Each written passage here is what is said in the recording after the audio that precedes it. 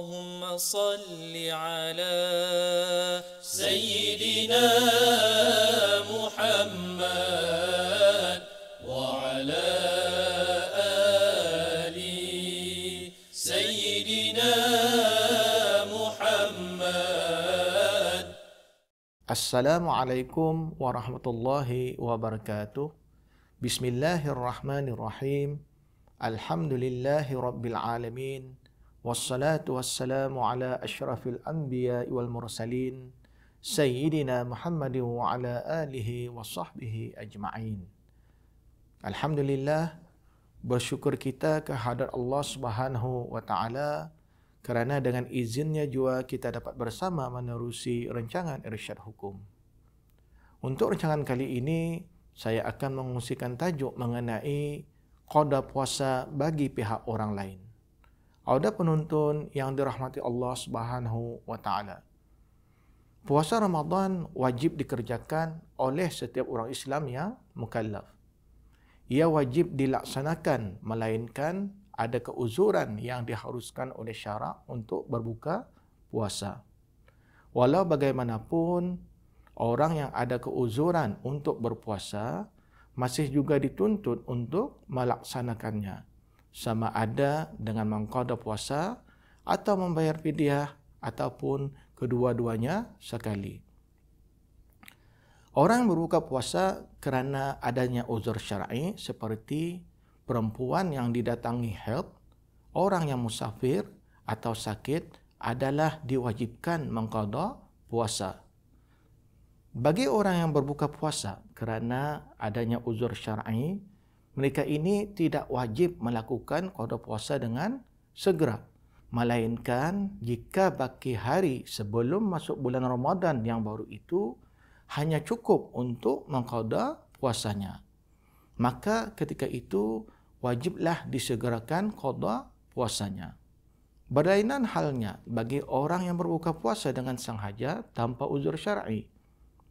Menurut pendapat yang ashah, mereka diwajibkan mengqada puasa yang ditinggalkan itu dengan segera.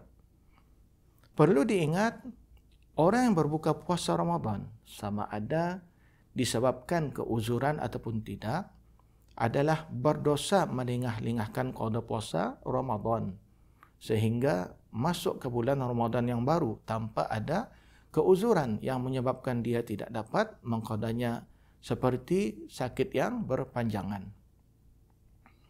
Dalam perkara mengqada puasa Ramadan, timbul persoalan hukum mengqada puasa bagi pihak orang lain, sama ada orang tersebut masih hidup ataupun sudah meninggal dunia.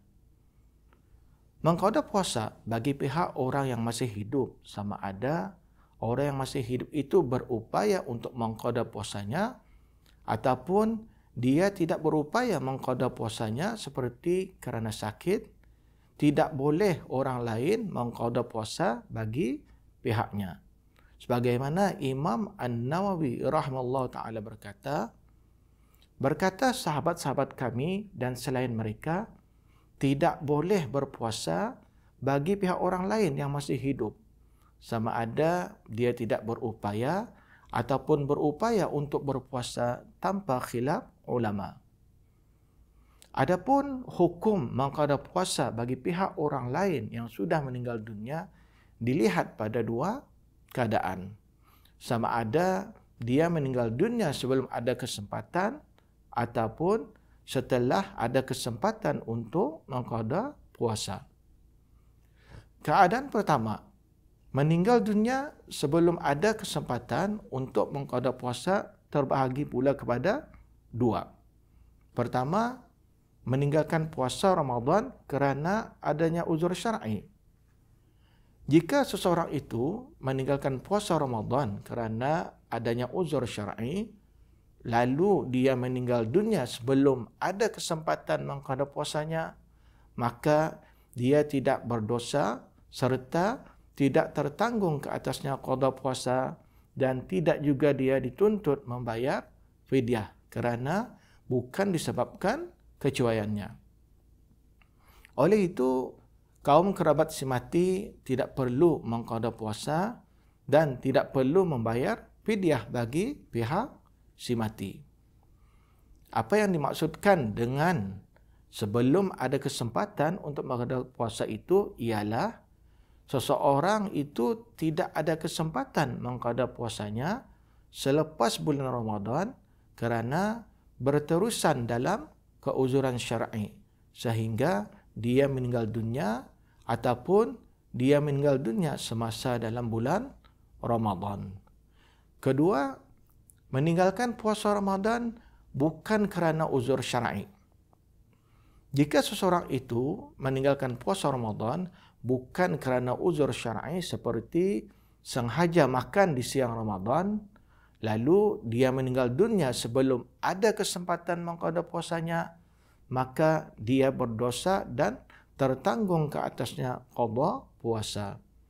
Jika semati itu ada meninggalkan harta pusaka, maka kaum kerabat si mati wajib memilih sama ada mengqada puasa bagi pihak si mati ataupun membayar fidyah dari harta pusaka tersebut. Adapun jika si mati tidak meninggalkan harta pusaka, maka kaum kerabat si mati tidak wajib mengqada atau membayar fidyah bagi pihak si mati. Akan tetapi hukumnya sunat sahaja.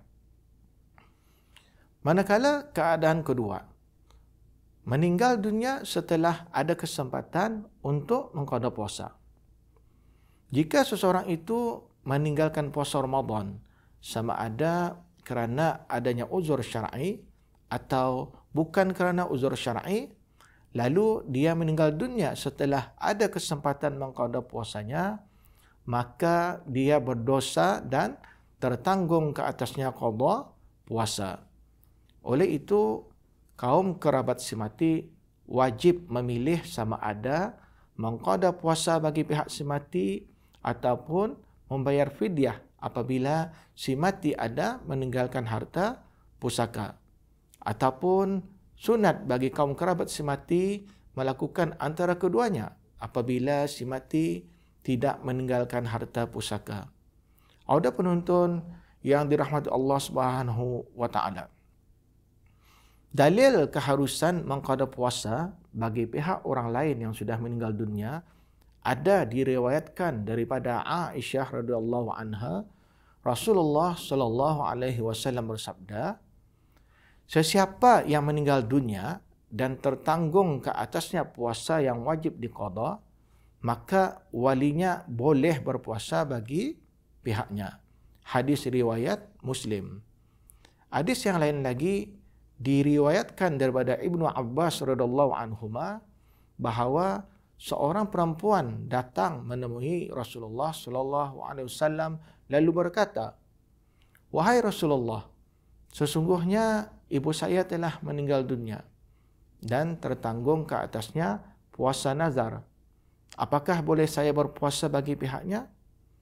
Baginda bersabda, "Apa pandanganmu sekiranya tertanggung ke atas ibumu hutang, lalu engkau membayarkannya? Adakah ia terlunas bagi pihaknya?" Perempuan berkata, "Ya." Baginda bersabda, "Berpuasalah bagi pihak ibumu." Hadis riwayat Muslim. Hadis yang dikongsikan tadi jelas menunjukkan wali si mati boleh mengqada puasa bagi pihak orang yang sudah meninggal dunia. Apa yang dimaksudkan dengan wali si mati ialah semua kaum kerabat si mati walaupun dia bukan terdiri daripada ahli waris, penerima asabah ataupun wali harta. Kaum kerabat yang dimaksudkan itu juga disyaratkan dia seorang yang baligh dan berakal. Adapun orang lain ajnabi yang bukan terdiri daripada kaum kerabat si mati harus mengqada puasa bagi pihak orang yang sudah meninggal dunia dengan syarat mendapat keizinan kaum kerabat si mati ataupun ada wasiat daripada si mati. Jika orang ajnabi itu mengqada puasa bagi pihak orang yang meninggal dunia tanpa ada keizinan kaum kerabat si mati ataupun tidak ada wasiat daripada si mati, maka menurut pendapat yang asah tidak sah qada puasanya. Demikian auda penuntun, hukum mengqada puasa bagi pihak orang lain sama ada bagi pihak orang yang masih hidup ataupun orang yang sudah meninggal dunia. Perkara ini perlu diambil perhatian terutama sekali kepada kaum kerabat si mati. Lebih-lebih lagi pada perkara yang menyentuh harta pusaka si mati. Ini kerana jika tuntutan untuk melepaskan tanggungan qada puasa si mati itu dengan membayar fidyah, maka ahli waris hendaklah membayar fidyah si mati dari harta pusakanya sebelum harta tersebut dibahagikan mengikut faraid. Wallahu a'lam. Dengan adanya penjelasan tadi, para penonton yang dirahmati Allah Subhanahu wa taala, dapatlah kita meningkatkan lagi tahap keilmuan kita mengenai qada puasa bagi pihak orang lain. Untuk akhirnya saya sudahi dengan wabillahi taufiq wal hidayah. Wassalamualaikum warahmatullahi wabarakatuh.